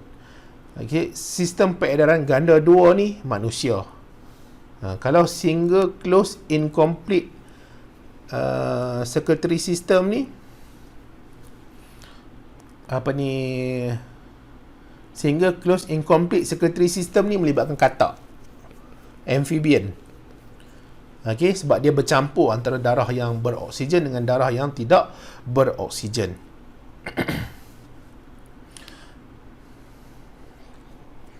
Jawapannya C lah, ya.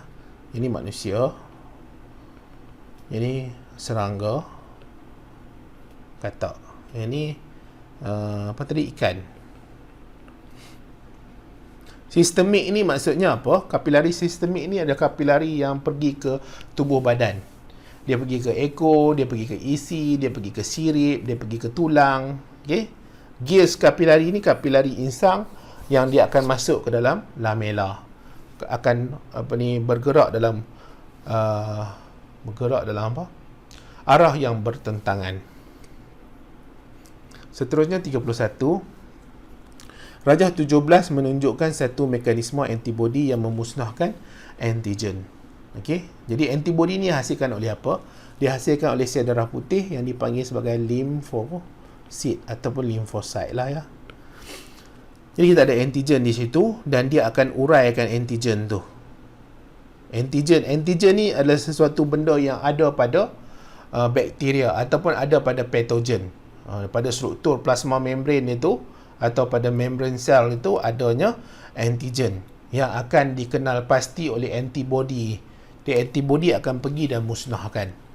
Jadi dia ada penguraian antigen tu. Jadi ini dia melibatkan proses lysis lah, pecah. Neutralization ni dia akan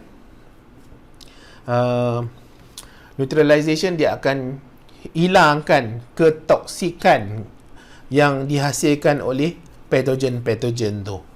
Okey, dia daripada bahan bahaya dia jadi tidak bahaya. Okey, sebagai contoh, kita pun ada bahaya dalam rumah kita. Mungkin kita ada pisau bahaya sebab apa? Sebab dia tajam. Jadi macam mana nak jadikan pisau tu tak bahaya? Kita tumpulkan dia. Kan? Kita tumpul kat dia, kita bubuh dekat kulit kita pun tak cedera. Macam tu jugalah proses neutralization ni, dia akan ada tindak balas kimia, tindak balas tertentu yang dilakukan oleh antibodi ni, menyebabkan dia jadi tak bahaya. Tubuh badan tak perlu risau. Kemudian pemendakan. Jadi pemendakan ni buat apa? Jadi dia akan, antibodi ni pergi banyak-banyak kat situ, menyebabkan antigen tu atau patogen tu jadi berat. Jadi bila jadi berat, dia akan mendak ke bawah darah tu, menyebabkan dia tak boleh nak membiak jadi banyak. Lama-kelamaan dia matilah. Okey, dia mati. Dia tak boleh nak teruskan kehidupan dia. Kemudian kita ada agglutination, pemendakan. Jadi pemendakan ni dia mendak. Pemendakan dah cerita tadi kan, pengumpalan, dia menggumpal. Jadi kita ada banyak contohnya patogen ni dia banyak. Jadi antibodi tu pergi menyebabkan dia jadi, badan ni jadi melekit, macam jadi gam. Dia melekit, dia gam antara satu sama lain, menyebabkan dia tak boleh nak pergi mana-mana, tak boleh nak berfungsi, tak boleh nak jalankan dia punya proses kehidupan dia, dan dia bermasalah lah nanti, ya. Okey, 32. Rajah 18 menunjukkan sejenis virus HIV yang boleh menyebabkan penyakit maut. Jadi HIV, Human Immunodeficiency Virus. Jadi HIV tu virus. Jadi kalau orang yang kena virus ni nak tahu macam mana, pergi jumpa doktor lah. Doktor akan ambil blood test dia, kemudian akan check lah sama ada dia ada HIV atau tidak ada. Kalau tidak ada, dia negatif, HIV negatif. Tetapi kali pertama check, dia kemudian dia kena check sekali lagi. Okay, mungkin 6 bulan, 7 bulan lepas tu. Sebab kadang-kadang waktu awal-awal dia rasa dia kena HIV tu, mungkin HIV tu dia tak membiak dengan banyak lagi. Okay, dia tak membiak dengan banyak lagi. Jadi kemudian tu, bila dah lama, barulah dapat kesan bahawa HIV tu memang ada dalam tubuh badan dia. Jadi mungkin awal-awal dia check tak ada, lepas tu kemudian kemungkinan ada. Okey, tapi kalau kali kedua dah check tak ada juga, tak ada lah kot ya. Ya. Jadi HIV ni pun dia agak kontroversial juga disebabkan oleh dia melibatkan hubungan seks bebas. Hubungan seks bebas yang selalunya dijalankan oleh orang-orang yang tidak ada sangatlah panduan agama ya, yang duduk dalam keadaan hidup yang tidak ada moral yang kuat, jadi dia adakan hubungan seks tu di luar perkahwinan. Jadi dia kemungkinan boleh kena melalui hubungan seksual bebas yang dilakukan. Jadi dia boleh menyebabkan maut, tapi maut itu dia akan ambil masa sebenarnya sangat-sangat lama. Dan sebenarnya HIV ni juga dia dah ada ubat.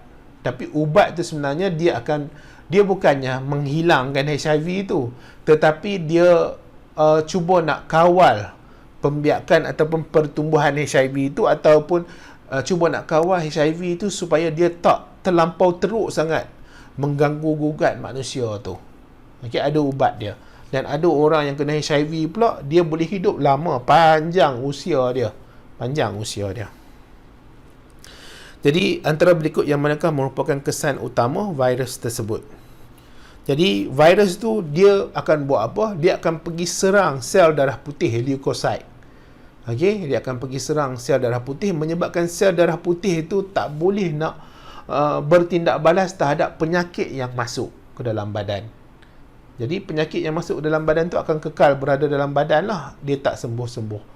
Sebab tu kalau orang yang kena HIV ni, mungkin kalau dia sesama lah, tak boleh nak elok-elok.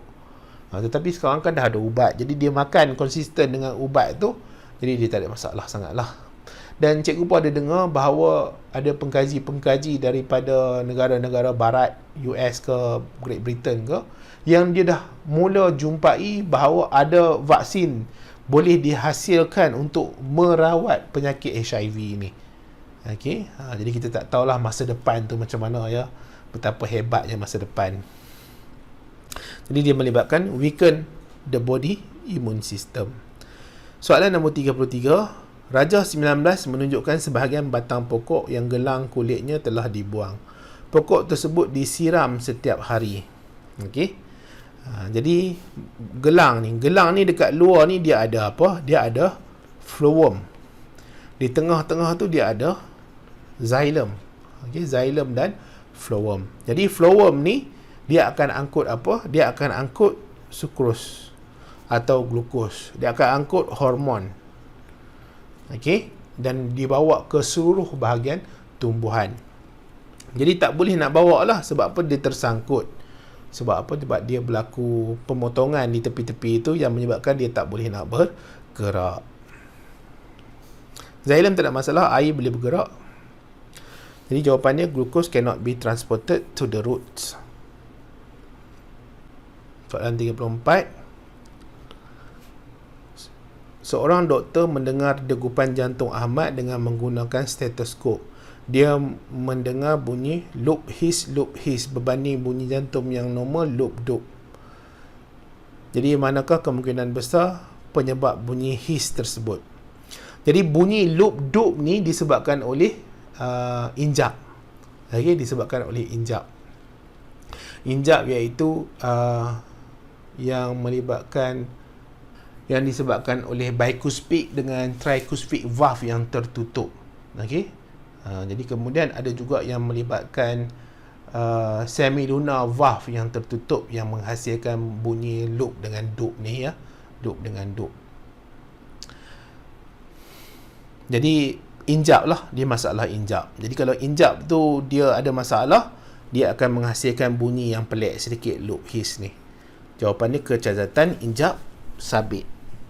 Injap sabit semilunar valve ya. Seterusnya 35. Okey. Jadi ini nampak tak dia punya, orang kata apa, dia punya spinous process tu dia tak panjang sangat. Dia agak tebal juga, agak tebal. Nampak tak dia agak tebal? Kalau yang cervical ni dia panjang. Cervical dia panjang, kalau yang ini dia agak tebal. Jadi bila agak tebal tu dia dalam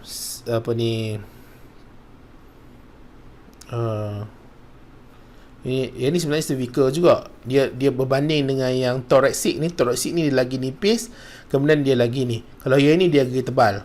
Jadi yang ni lagi tebal jugalah. Okey. Jadi yang ini semua adalah cervical, tapi tulang yang pertama sekali kita panggil sebagai atlas. Yang kedua adalah axial. Kemudian seterusnya lah. Yang pertama ni apa ni kita panggil tadi? Atlas. Yang ni axial. Kemudian yang seterus bawah lagi 5 tu, okey, dia duduk semua ni dalam cervical. Kemudian yang ni adalah thoracic, yang ni lumbar, ni sacral dengan caudal. Okey, sacral dengan caudal. Jadi jawapannya adalah vertebra cervix. Okey, vertebra cervix dia paling hampir sekali dengan yang ini.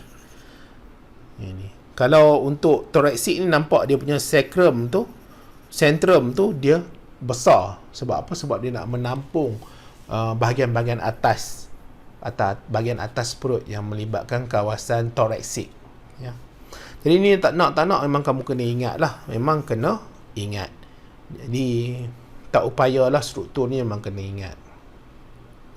Seterusnya 36, rajah 21 menunjukkan seekor ikan. Okey.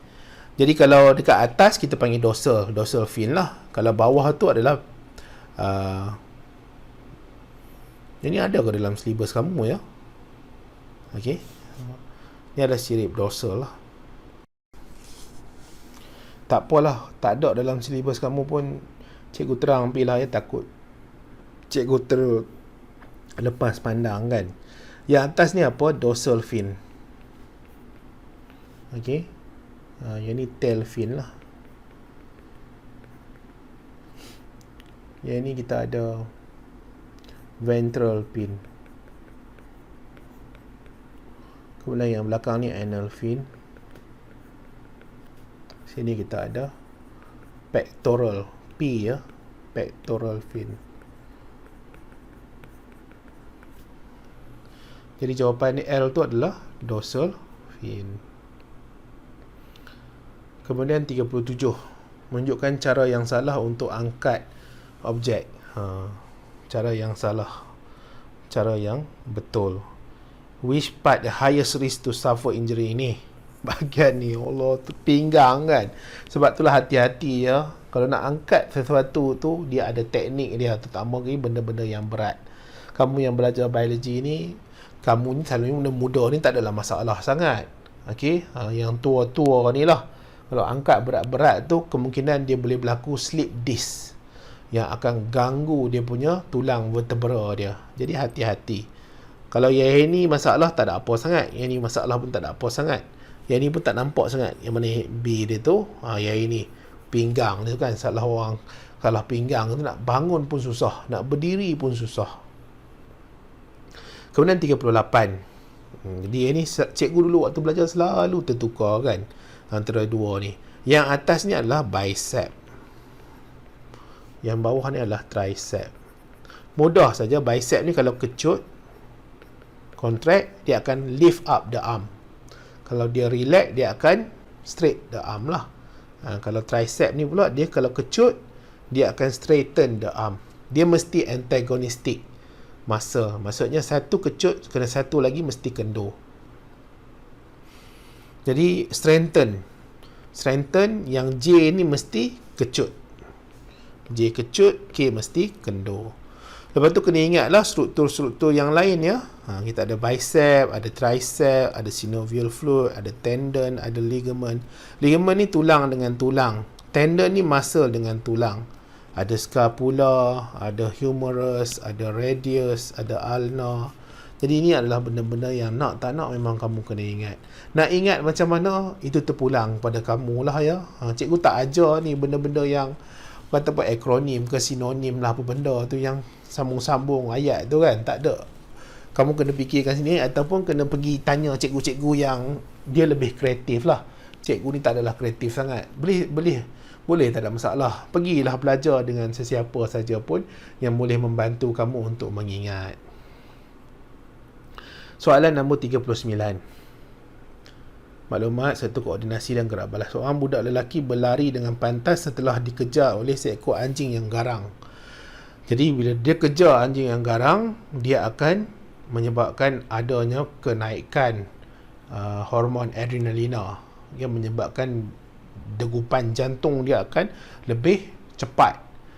Pernafasan dia pun akan bertambah.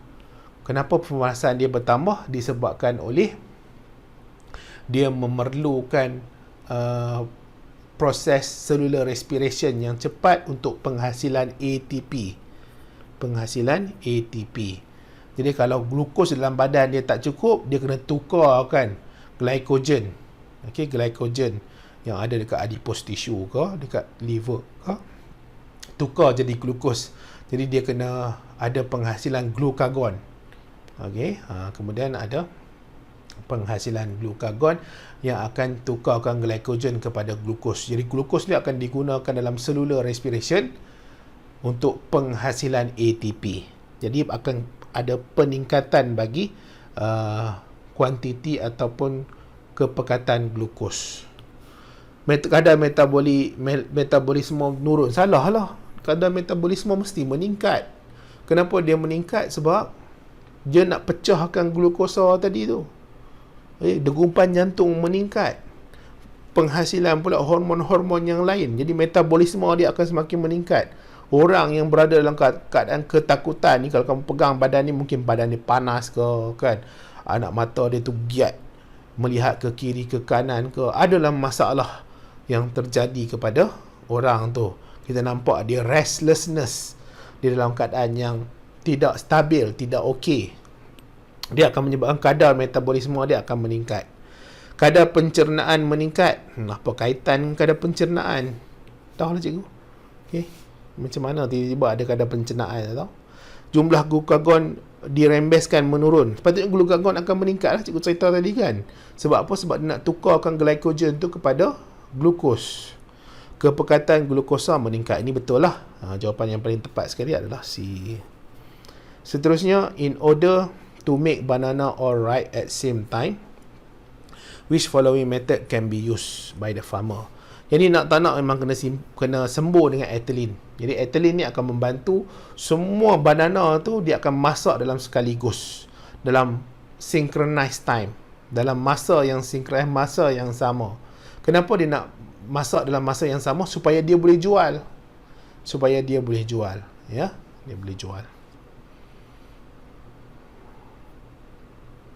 Empat 41. Ini struktur. Jadi ini tube fallopian lah kan. Tube fallopian. Yang ni ovari. Yang ni uterus. Yang ni vagina. Fertilization occur dekat mana? Dekat bahagian tube fallopian. Persenyawaan akan berlaku di situ. Jadi ini struktur dia lah ya. Cikgu tak sempat lagi buat video untuk yang DLP ni. Duk ingat nak siap bulan Julai ni, tak siap juga. Duk sibuk dengan benda lain macam-macam kan. Tahulah. Harap-harap ke depan ni masa lebih terluang lah untuk buat. Tengok keratan rentas pistil. Pistil ni nama yang lama. Sekarang ni orang tak panggil dah pistil, orang panggil carpel. Carpel.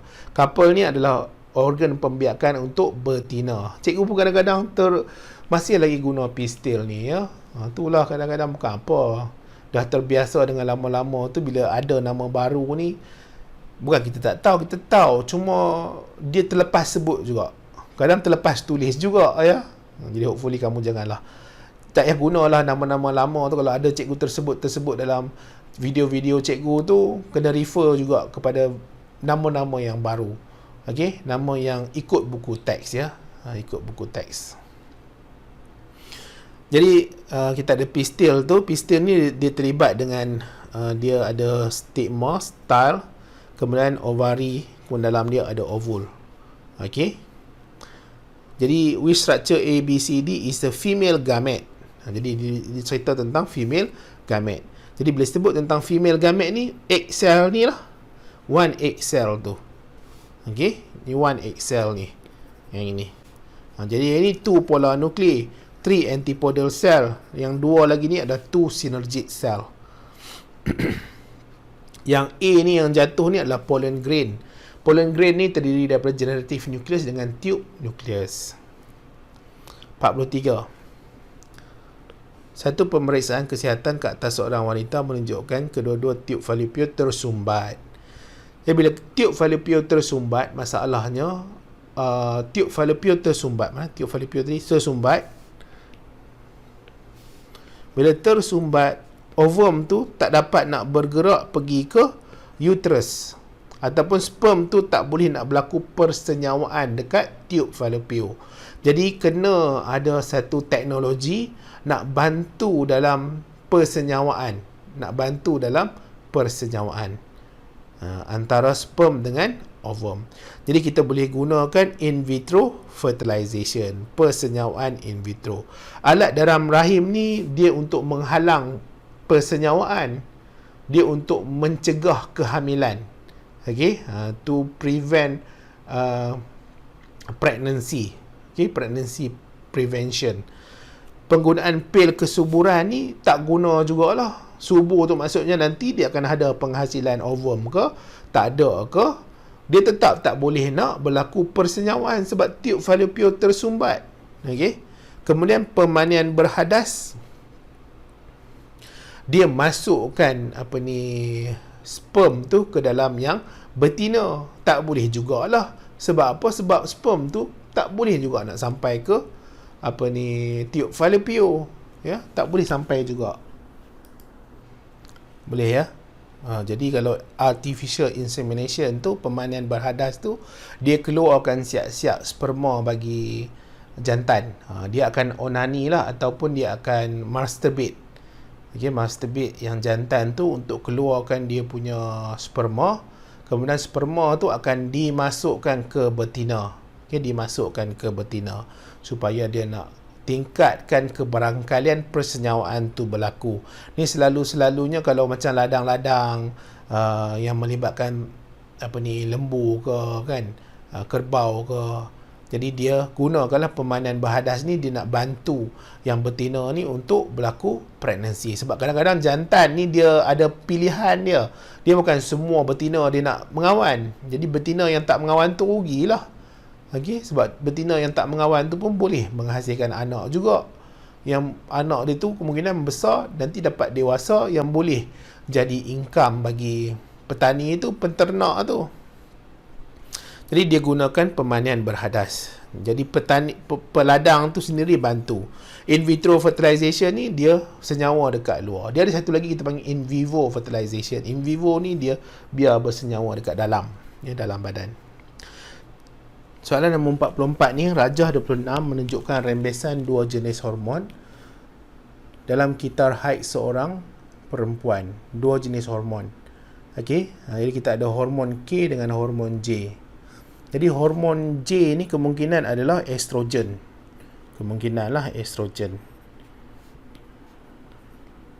Estrogen. Kan nampak sama kan dengan yang ini kan? Di kat sini. Kalau kita nak sebut LH, dia peak ni, dia naik betul ni. Jadi dia melibatkan estrogen. Kemudian kalau yang meningkat lebih sikit, ni estrogen, dia akan turun di ke bawah. Kemudian yang lebih tinggi daripada estrogen yang seterusnya adalah progesteron. Jadi ini adalah progesteron.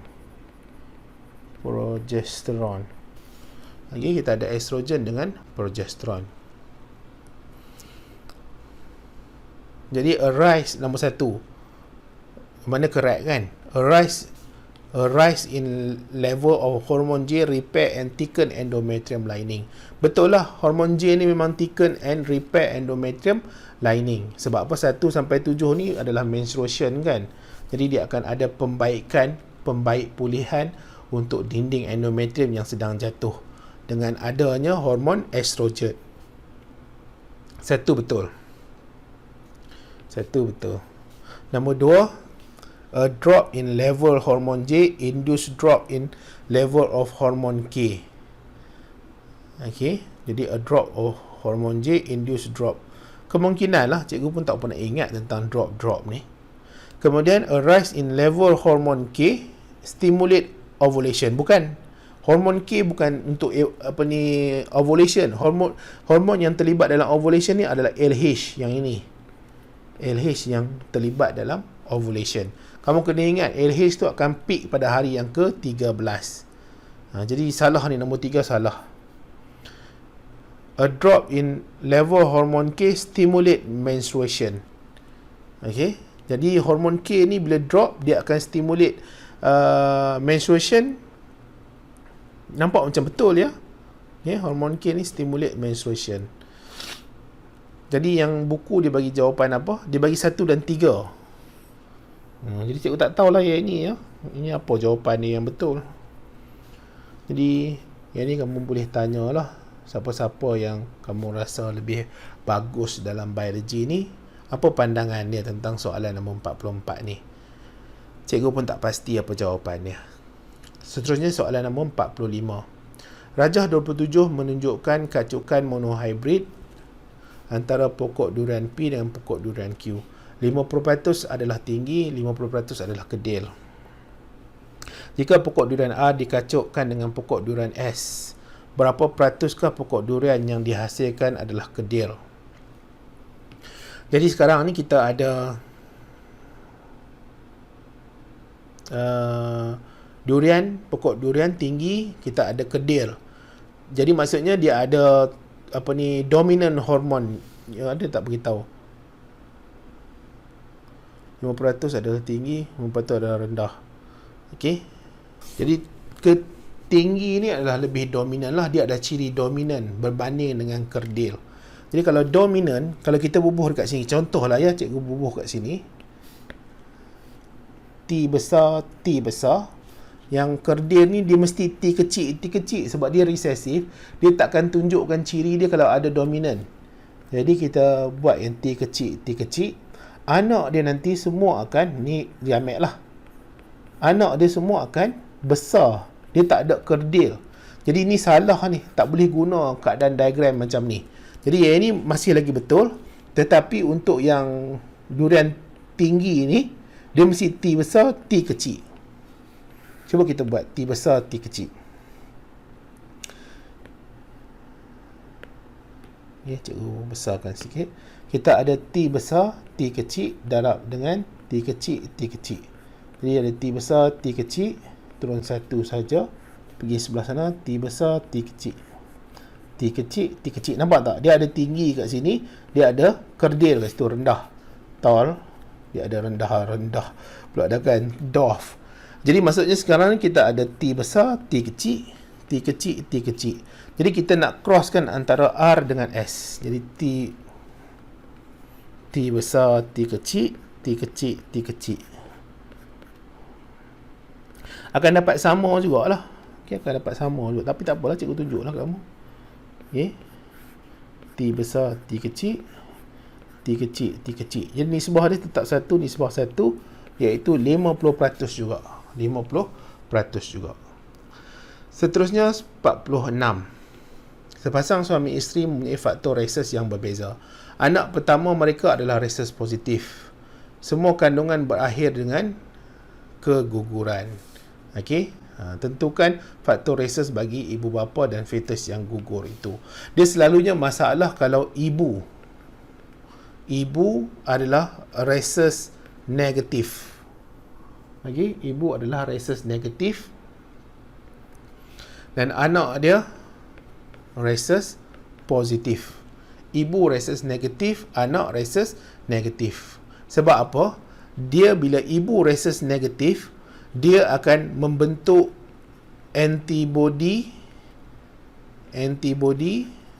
anti-D.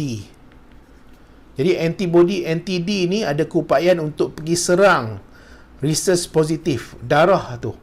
Okey, dia akan pergi serang antigen D yang ada pada reses positif. Cikgu dah terang panjang tentang benda ni dekat video cikgu. Jadi cikgu tak nak pergi mendalam sangat. Tetapi ibu ni pada permulaan anak pertama, jadi dia tak develop lagi betul-betul. Sebab apa? Sebab dia baru kesan yang bahawanya anak dia tu ada antigen D ataupun ada darah reses positif yang menyebabkan dia mula hasilkan antibody anti-D. Dia mula hasilkan antibody anti-D. Jadi anak pertama selamatlah. Tetapi bila datang anak kedua yang masih lagi reses positif, Bila anak kedua masih reserve positif, ibu dia tu dah kuat antibody NTD ni. Jadi dia akan hasilkan dengan kadar yang banyak dan akan musnahkan sel darah bagi anak tu, sel darah merah bagi anak tu. Okey, anak yang kedua dan anak yang seterusnya. Disebab itulah dia mengalami keguguran, fetus tu gugur. Jadi ibu dia mesti negatif. Yang masalahnya ibu negatif. Dia ditambah masalah kenapa anak dia boleh positif, sebab bapa dia tu adalah rhesus positif. Okay, bapa dia rhesus positif, sebab tu anak dia rhesus positif. Tapi kalau anak dia rhesus negatif, tak ada masalah lah. Ibu dia takkan nak hasilkan, ibu dia kalau hasilkan antibody NTD pun tak ada masalah sangat, ya. Jadi bapa dia mesti rhesus positif. Okey, ibu dia rhesus negatif. Anak dia mesti rhesus positif. Yang ni cikgu tak tahulah kenapa jawapan ni tak kena ni. Bapa dia rhesus positif, ibu dia rhesus negatif, anak dia adalah rhesus positif. Ini jawapan yang betul lah, B. Okay. Bapa rhesus negatif, ibu ni rhesus positif. Tak ya, bapa selalunya ibu yang masalah ni, ibu yang rhesus negatif. Okay, ibu yang rhesus negatif. Seterusnya kita ada soalan 47. Maklumat berikut alel dipunyai sepasang suami isteri. Antara kacukkan berikut yang manakah menghasilkan keturunan lelaki mewarisi semua buta warna. Jadi buta warna ni adalah ciri bagi alel resesif. Nampak tertulis B kan? B. Jadi buta warna ni adalah penyakit jin terangkai seks. Okay, jin terangkai seks. Jadi bila jin terangkai seks ni, dia ada seks, perkataan seks itu. Sex link inheritance kan? Sex link inheritance, betul. Sex link, apa tahu bahasa Inggeris dia. Jadi dia, jin terangkai seks, dia akan melibatkan kromosom seks. Okay, kromosom seks. Dan dia disebabkan oleh resesif. Jadi selalunya untuk wanita tu, dia akan jadi pembawa, carrier. Kalau dia ada satu dominan, dia ada satu resesif.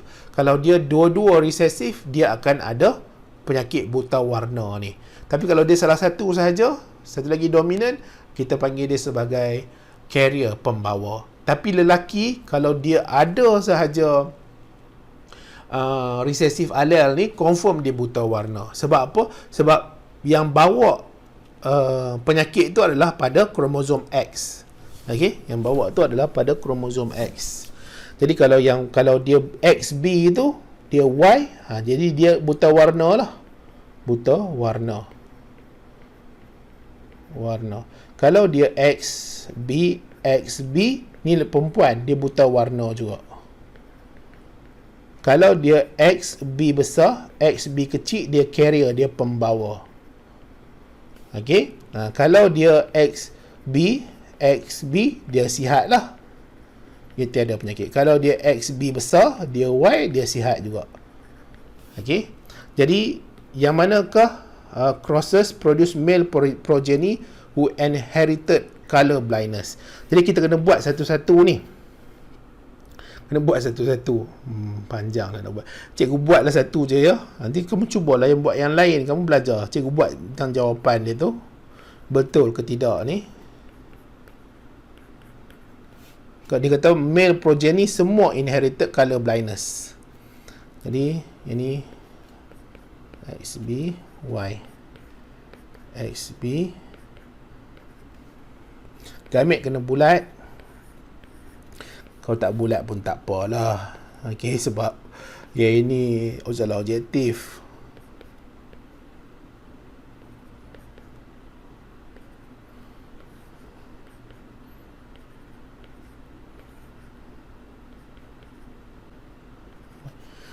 Tak ya, salah jawapan dia. Sebab apa? Sebab ada yang sihat ni. XB besar Y. Jawapan ni tak kena. Kenapalah ada masalah jawapan ni. Okey, kita buat yang ni pula. Sama tak? Tak apalah, cubalah buat.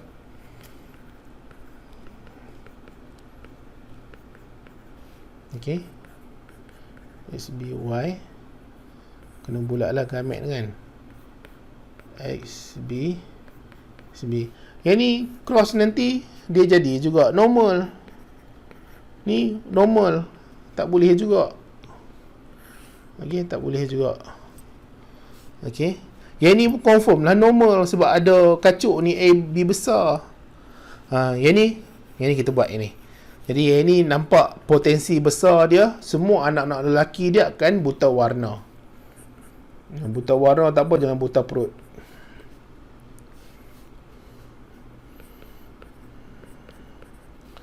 Okey. X, B, Y. Kena bulat ya gamet. Yang ni turun satu sajalah. B saja. Okey, bulatkan gamet. Cross sebelah sana. X, B, B. Cross sini. X, B, Y. Jadi sekarang ni nampak tak? Anak lelaki dia semua akan buta warna. Jadi confirm lah jawapan dia adalah D.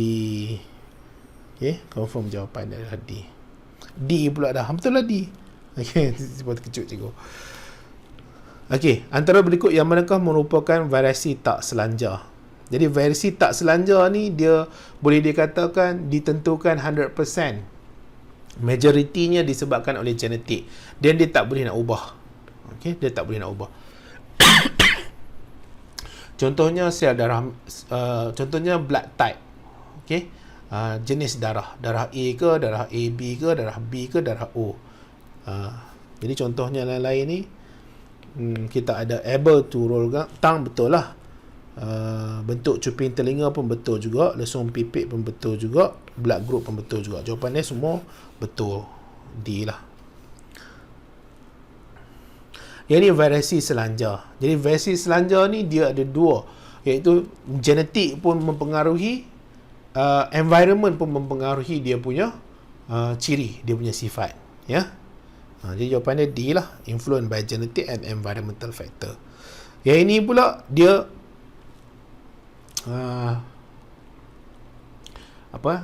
discontinuous variation. Discontinuous variation contohnya macam blood type. Orang ni mungkin darah A, darah AB, darah B, darah O.